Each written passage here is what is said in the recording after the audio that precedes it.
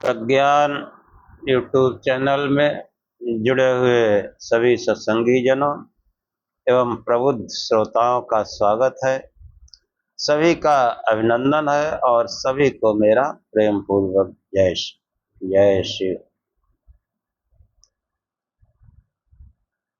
पिछले आख्यान में जो जगत सर्ग के प्रति धर्म अधर्म ये अदृष्ट कारण जो है उसको महत्व देने की भावना से महर्षि कणाद ने जो है इस दिशा में बहुत बल दिया कि मनुष्य के कर्म शुभ अशुभ यही सर्ग रचना के निमित्त कारण है।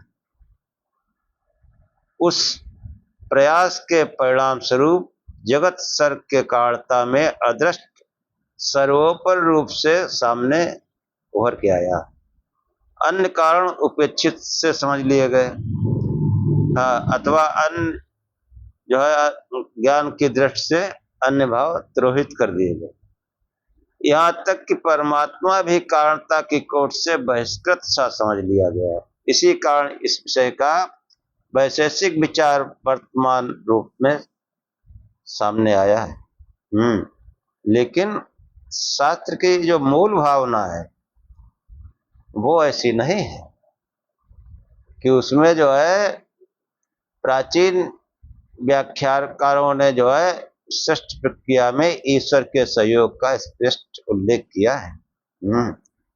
अन्य प्रसंगों में भी यह अर्थ स्पष्ट रूप से प्रमाणित होता है कि परमात्मा की कारणता की कोट जो है उससे बहिष्कृत समझ लिया, ऐसा जो है विचार नहीं है। आकाश आदि के विपरीत मन जो है उसके परिमाण का जो है उस पर चर्चा करते हुए आज का आख्यान आरंभ करेंगे। ओम असतो मा सद्गमय तमसो मा ज्योतिर्गमय मृत्योर्मामृतम गमय। हे परम गुरु परमात्मा, हमें असत्य से सत्य की ओर ले चलो, अंधकार से प्रकाश की ओर ले चलो तथा मृत्यु से अमरता की ओर ले चलो। कि आकाश आदि जो तत्व हैं उनके विपरीत मन के परिमाण को जो है सूत्रकार ने निर्देश किया कि तद अभावाद गुण मनः, तद अभावाद गुण मनः, उसके अभाव से अणु है मन। मतलब तत् जो पद है जो पहले सूत्र में विभवात हेतु पद जो है का परामर्श करता है। विभव के अभाव से अर्थात समस्त मूर्त द्रव्यों के साथ एक काल में जो है मन का संयोग न होने पर मन अणु परिणाम, कि मन जो है सभी द्रव्यों के साथ एक साथ संयोग नहीं करता। इससे चक्षु है तो जब आंख में मन संयोग होता है तो फिर अन्य ज्ञान इंद्रियों से नहीं होता। आंख से है मन तो फिर सुनने में मन नहीं लगा होगा, सुनने में लगा होगा तो आंख में नहीं, आंख खुली रहेगी लेकिन ना उधर कोई ध्यान नहीं है कौन आया कौन गया।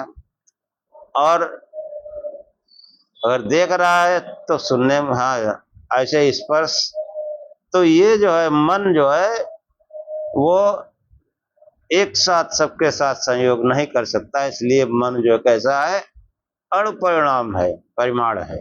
मतलब इसका परिमाण अणु परिमाण को बताया गया कि इस रचना में जीवात्मा का अनुभव कैसे उद्भासित होता है यह विचारणीय है।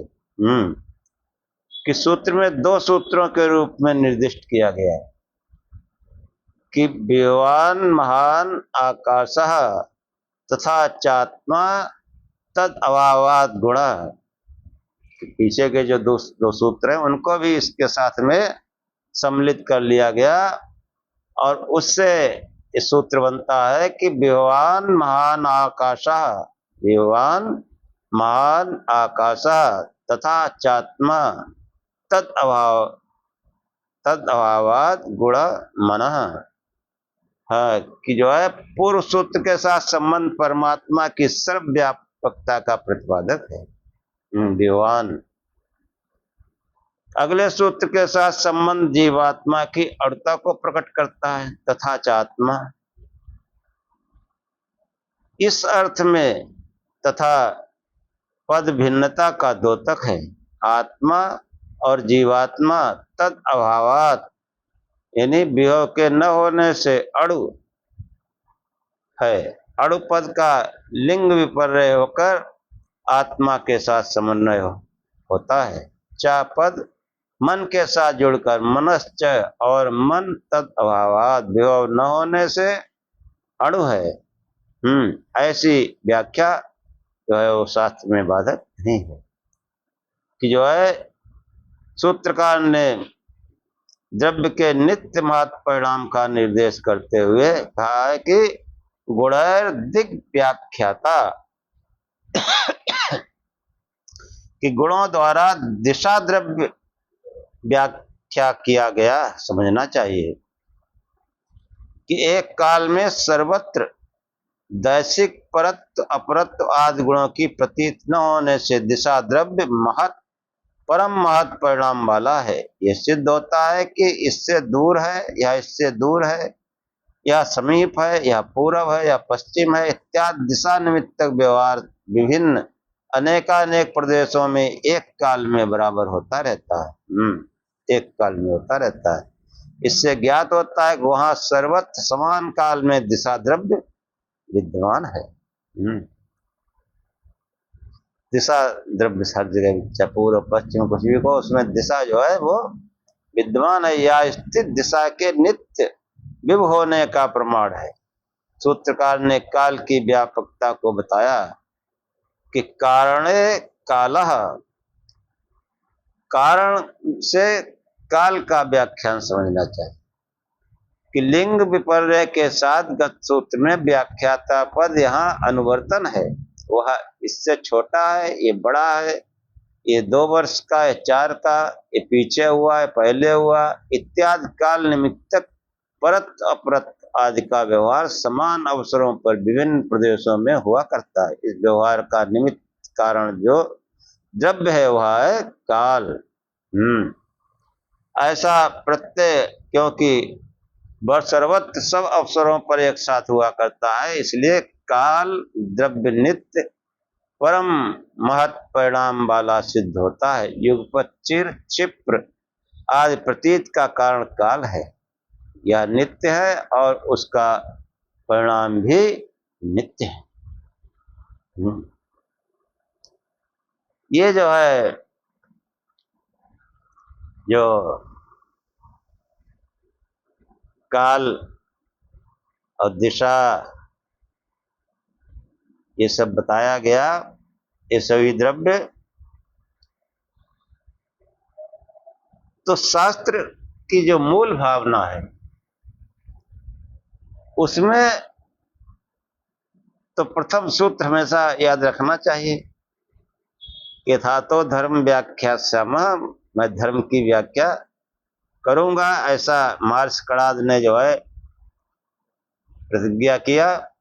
और फिर धर्म का स्वरूप जो बताया तो उसमें कहा कि ये तो अभ्युदय निश्रेय सिद्धि सधर्म। धर्म की व्याख्या करने से, धर्म को समझने से, धर्म का मतलब यहाँ पदार्थों के धर्म कि जो 9 पदार्थ बताए गए तो उसमें स्थूल से लेकर सूक्ष्म और आत्मा मन इन सब को जो है बताया गया। इनका धर्म समझना तो उससे जो है अभ्युदय और मोक्ष दोनों प्राप्त होते हैं। कि जितना भी जगत है, जागतिक पदार्थ हैं, वह सब उनका धर्म समझने से संसार में उन्नत होती है। हाँ, ऐश्वर्य वैभव बढ़ता है। क्योंकि जो अभ्युदय है, अभ्युदय का तात्पर्य भौतिक अभ्युदय, और भौतिक अभ्युदय जब होता है तो इस भौतिक अभ्युदय के मूल में क्या है, तो वो चेतन तत्व जो आत्मा है, जिसका संकेत नवद्रव्यों में किया गया, उधर जब ये उस द्रव्य की तरफ अपना मनन चिंतन प्रारंभ कर देता है तो वो जो है वो ऐसा धर्म मोक्ष का कारण बनता है, निःश्रेयस का कारण बनता है। तो पदार्थों को, ये जो जगत है, संसार है, इसका जो रचना का जो कारण है, जो इसकी रचना के का मूल निमित्त है, वह जो है इन आत्माओं के शुभ अशुभ कर्म है, धर्म अधर्म। ये शुभ अशुभ कर्म ही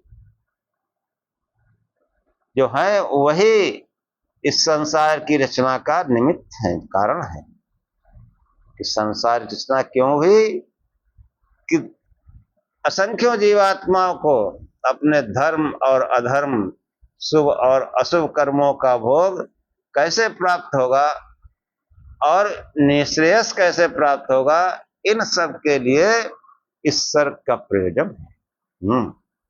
सर्ग मतलब जगत, विश्व, ब्रह्मांड, और एक पिंड भी है, यह भी एक ब्रह्मांड ही है। ये शरीर ही जो है साधन है। इस साधन से हम भोग और अपवर्ग, अभ्युदय और निःश्रेयस दोनों को प्राप्त कर सकते हैं। जब अभ्युदय की ओर उन्मुख होते हैं तो उसको जो है अविद्या कहा गया है, और जब अपवर्ग की ओर उन्मुख होते हैं तो वो विद्या है। विद्या और अविद्या दोनों को जानना आवश्यक है। हमारे वैदिक शास्त्र में विद्या और अविद्या दोनों का समन्वय है, एकांगी सिस्टम नहीं है। यजुर्वेद के 40वें अध्याय में विद्या और अविद्या का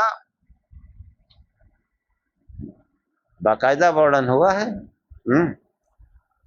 और दोनों को ही ग्रहण करना चाहिए, यही धर्म है। कि धर्म की व्याख्या नहीं कि खाली लिए माला सटका रहे हो ना तो कष्ट में आ जाओगे, और सांसारिक पदार्थों में ही आसक्ति बनी रहे, उधर अध्यात्म की तरफ न आदमी चले तो भी संकट आएगा। तब भी संकट आना है, उसमें कुछ टाइम लग सकता है। और जो अविद्या की बिल्कुल उपेक्षा कर देंगे वहां तो टाइम ही नहीं लगेगा, तुरंत संकट खड़ा हो जाएगा। तुरंत। ऐसा वर्णन जो है यजुर्वेद के 40वें अध्याय में आया है। पहले बता चुके हैं, फिर सुन लीजिए। अंधं तमाते प्रविशन्ति ये विद्यामुपासते ततो भूययुते तमो यो विद्यायान्रता। अंधं तमाते प्रविशन्ति ये विद्यामुपासते ततो भूययुते तमो यो विद्यायान्रता। कि वे लोग अंधकार को प्राप्त होते हैं जो अविद्या की उपासना में ही लगे रहते हैं। अविद्या का मतलब विज्ञान, अविद्या का मतलब पदार्थ विज्ञान। हाँ, जो भी विज्ञान है तो वो क्या प्राप्त करता है, मनुष्य के उपयोग की वस्तुएं बनाता है। तो ये सब ज्ञान क्या कहा गया? अविद्या। विद्या मतलब भौतिक विज्ञान, साइंस, मटेरियलिज्म। अब इसमें जो है भौतिक पदार्थों में ही सदैव पड़े रहो और अध्यात्म की चिंता न करो, तो ऐसे लोग, ऐसा समाज भटक जाता है। फिर वो उल्टे सीधे काम करना शुरू कर देता है कि अनंतमाते प्रविशन्ति ये विद्या उपासते, जो विद्या की उपासना में लगे रहते हैं वे अंधकार को प्राप्त करते हैं। हाँ, ये विद्या की परवाह नहीं करते, अविद्या की उपासना में लगे रहते, भौतिक पदार्थों में ही संलग्न रहते हैं, उन्हीं के बराबर बढ़ाने में, उन्हीं के मनन चिंतन में लगे रहते हैं। उस विद्या यानी आत्म तत्व की परवाह नहीं करते, वे अंधकार में जा पहुंचते हैं।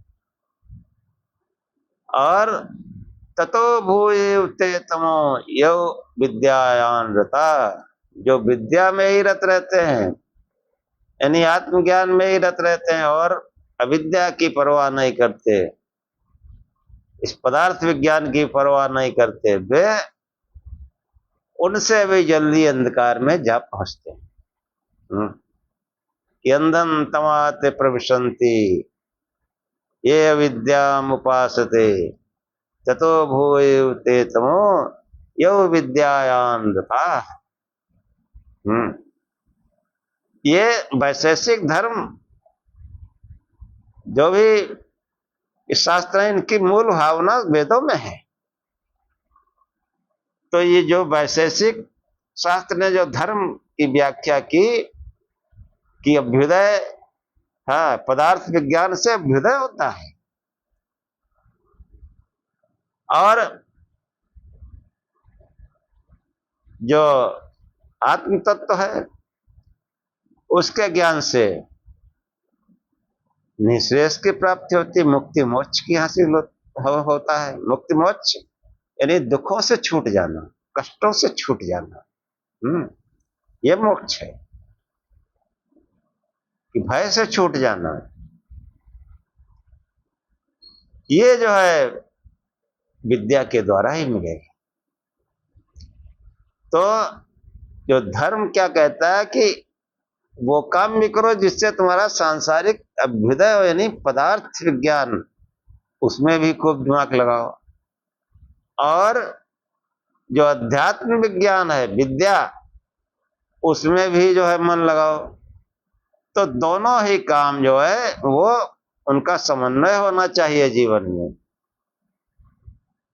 कि अंधन तमाते प्रविशन्ति ये विद्यामुपासते ततो भूयुते तमो यो विद्यायान रता। और आगे का मंत्र कहता है कि अन्य देवाहुर्विद्या अन्य आहुर अविद्या इति शुश्रुम धीराणाम येन तद्विचक्षिरे। इति शुश्रुम धीराणाम येन तद्विचक्षिरे, कि धीर लोगों से हम ऐसा सुनते आए हैं जिन्होंने इस विद्या और अविद्या के तत्व को भली प्रकार समझा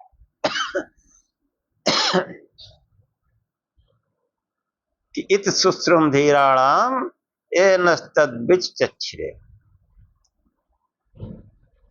वो क्या उन्होंने समझा है विद्या को कि अन्य देवाहुर विद्या अन्य आहुर अविद्या।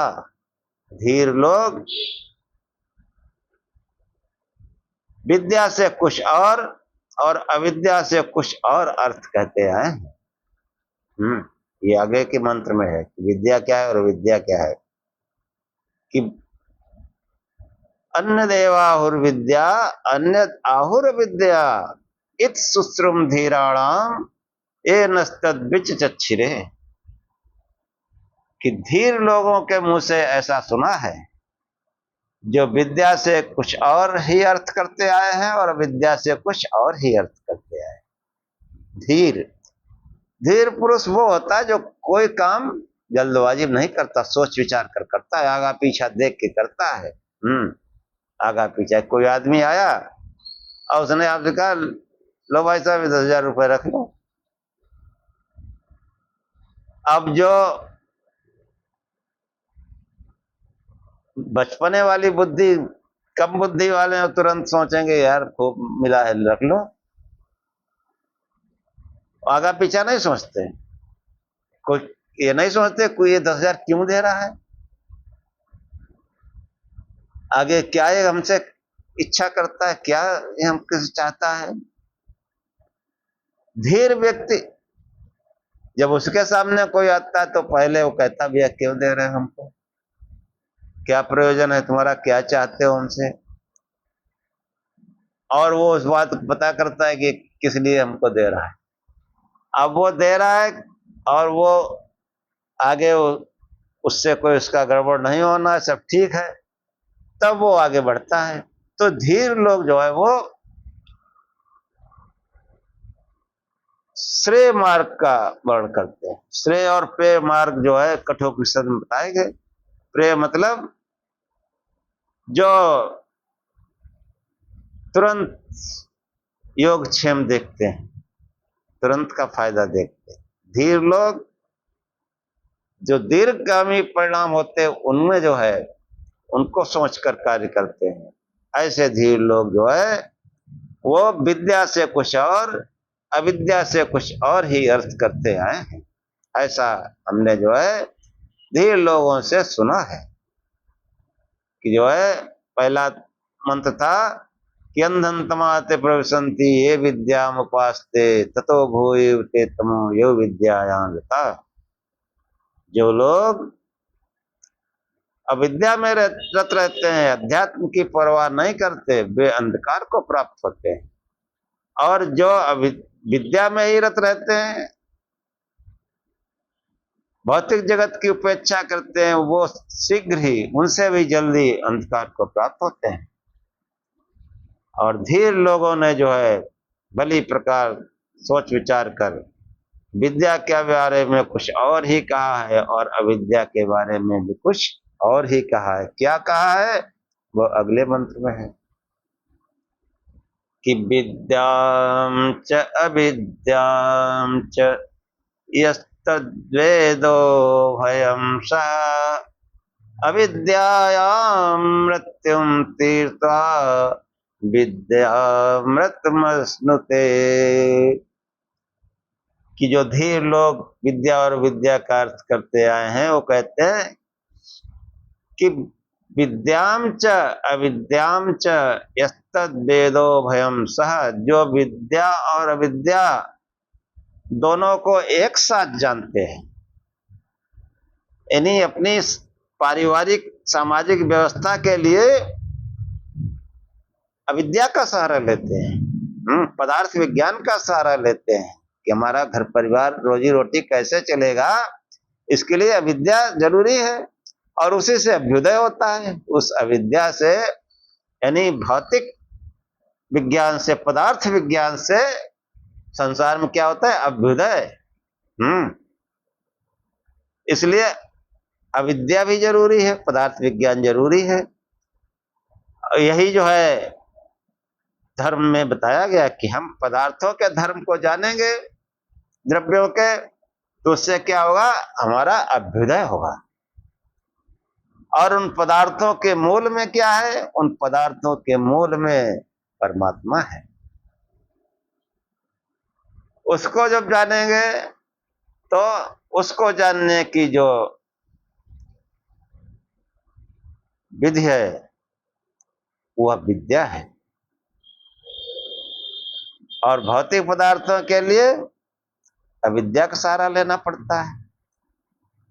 तो जो धीर पुरुष हैं वो दोनों कार्य एक साथ करते हैं कि खूब अपना जो है कमाई भी करते हैं, हाँ पैसा पैदा हो भाई, घर परिवार उससे चलेगा, और घर परिवार अब पैसे कमा लिए इतने निश्चिंत हैं, तो रोज काम करते हैं, अपने खर्च भर को कमा लेते हैं, और सुबह शाम जब मौका मिलता है तो उसमें हाँ भजन ध्यान भी करते हैं, विद्या भी। हाँ, अविद्या के मतलब विज्ञान, पदार्थ विज्ञान, मटेरियलिज्म, और अविद्या का मतलब है मटेरियलिज्म, और विद्या का मतलब है स्पिरिचुअलिज्म। कि जब बाह्य संसार का हम ज्ञान करते हैं, हमारी ज्ञानेंद्रियां बाह्य संसार में संलग्न रहती हैं, तो पदार्थ का ज्ञान होता है। और जब ये उल्टी ओर चलती हैं, यानी बाहर के जो है समस्त कामनाओं को छोड़कर अंदर उस आत्म तत्व की ओर चलती हैं, उस अमृत तत्व की ओर चलती हैं, तो वो अमरता का मार्ग है, अमृत चख लेने का मार्ग है, निःश्रेयस का मार्ग। उससे जो है निःश्रेयस की प्राप्ति होती है। कि जो इसी प्रकार जो धीर पुरुष है वो दोनों काम करते हैं, और अविद्या से, पदार्थ विज्ञान से, कि विद्याम च एस्तद् वेदो भयं सा अविद्यायाम मृत्युम तीर्त्वा, पदार्थ विज्ञान से मृत्यु के प्रवाहों को तर जाते हैं। हाँ, संसार में अभाव, भूख, गरीबी, ये सब मनोमौत है। हाँ, कोई बीमार हो गया, डॉक्टर ने बता दिया 10 लाख खर्च होंगे। अब पैसे अगर जमा कर रखे हैं तो इलाज करा लोगे आसानी, नहीं तो क्या, फिर बस ठीक है, मरने के लिए इंतजार कर रहे हैं। तो अविद्या से जो है जो मृत, हाँ, रोजमर्रा खाना पीना ये भी कैसे चलेगा? जिस गृहस्थ में जिस पैसे जेब खाली हो तो कुछ भी अच्छा नहीं लगता। सब कुछ घर में भरा है और जेब में रुपए नहीं 1000-2000 है तो बिल्कुल लगता है कुछ है नहीं। ऐसा नियम है। हाँ, बिल्कुल जैसे शरीर में करंट ही नहीं रहता, और बिल्कुल जैसे कोई समस्या सामने खड़ी हो और हमारे पास पैसा हो तो वो मृत्यु आ गई समझो। उन मृत्यु लाने प्रवाहों को जो धीर लोग हैं वो अविद्या पदार्थ विज्ञान के द्वारा, कठिन परिश्रम के द्वारा उन मृत्यु लाने वाले प्रवाहों को तर जाते हैं। अविद्यायाम मृत्युम तीर्त्वा विद्या मृत्युमश्नुते। विद्यालयों में लिखा रहता है विद्या मृत्युमश्नुते। जो विद्या है उसके द्वारा, अध्यात्म ज्ञान के द्वारा वो अमृत को चख लेते हैं। वो जो है जो अध्यात्म ज्ञान है वो इतना ही है कि जो है समस्त जो कामनाएं बाहर फैली हैं उनको समेट कर दिन भर तो काम किए, अब शाम को जब खा पी के एकांत में बिल्कुल सब सोने का टाइम जब लोगों को हो जाता है, कोई सांसारिक काम नहीं, अब सीधे होके बैठो, आसन मार के बैठो, धारणा ध्यान समाधि अभ्यास करो, सीधे बैठो, आज्ञा चक्र में धारणा करो। वो प्रकाश स्वरूप है। सभी संत शास्त्र कहते हैं स्वयं आत्मा स्वयं ज्योत पंचकोश विलक्षण अवस्था त्रय साक्षी सन्निर्विकारो निरंजना सत्स्वरूपा सविज्ञेया स्वात्मा नैव विपश्चिता। विवेक चूड़ामणि में आया कि जो आत्मा है वो स्वयं ज्योति है। बाहर की ज्योतियां हम प्रकाशित करते हैं, इसमें नहीं, इसमें ध्यान की रगड़ से वो ज्योति प्रकाशित होती, इड़ा पिंगड़ा की रगड़ से वो सुषुम्ना जागृत होती है। यह हठयोग की भाषा है, और योगियों की भाषा है कि प्राणों का उन्नत होना। जब कोई धारणा करता, सीधे बैठे हैं और इस आज्ञा चक्र में धारणा करनी पड़ती है। आज्ञा चक्र को, बुद्धि क्षेत्र को, हम जो कुछ हैं यहीं पर तो हैं, इस आज्ञा चक्र में ही। यही अध्यात्म हृदय है, यही बुद्धि क्षेत्र है, और इसी को आज्ञा चक्र कहते हैं। इसमें जो है वो स्वयं ज्योति की कल्पना करें। कोई ज्योति है, स्वयं ज्योति। लौकिक प्रकाश का भी सहारा ले सकते हो, बाद में वास्तविक प्रकाश आ जाएगा। तो ये जो है जहां वो प्रकाश आया तो विद्या अमृत मसनुते, अमृत का मार्ग खुल गया है। सब दुखों को दूर भगाने का, छू करने का मार्ग खुल गया है। कल्याण का मार्ग खुल गया है। अब कुछ करना नहीं है, यही करना है, अभ्यास करते रहना है और उस परमात्मा में जो है अपना समर्पण रखना है, शिव शिव जपना है, ईश्वरी भाव से ध्यान करना है। और वो ईश्वर, वो ईश, वो सत्य एक ही है, वो शिव है।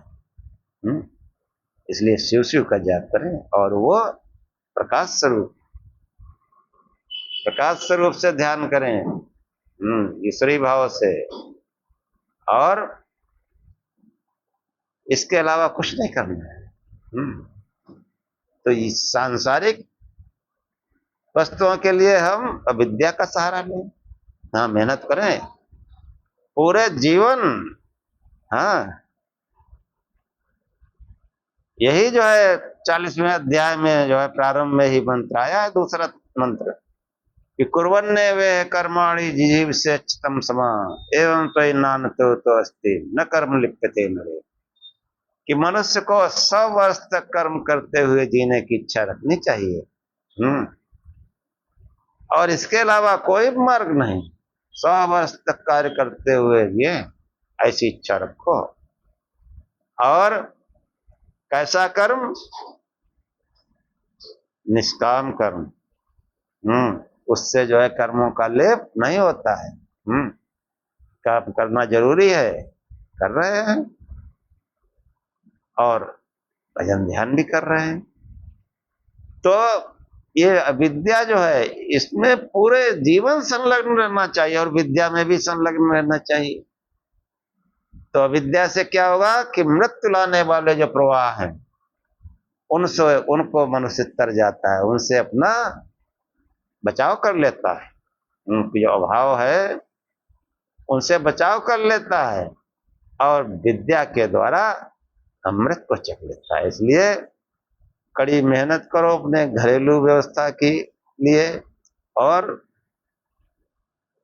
अध्यात्म आत्मा का जो है यानी भजन ध्यान भी करो, कड़ाई से सही दिशा में भजन ध्यान करो तो दोनों ही सिद्धि होंगी, अभ्युदय होगा और निःश्रेयस भी होगा। यही इस शास्त्र का प्रयोजन कि तो अभ्युदय निःश्रेयस सिद्धि सधर्म।